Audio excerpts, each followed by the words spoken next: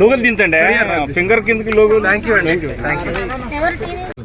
మంచి ప్రధాని చూడడం కోసం ఓటేశాను, దేశ భవిష్యత్తు కోసం ఓటేశాను.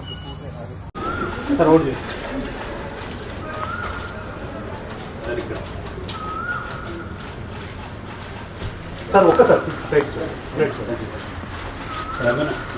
आराम से एक मिनट साइड पे वन सेकंड भैया फोन दी भैया ये लटक ना भागने चलिए चलिए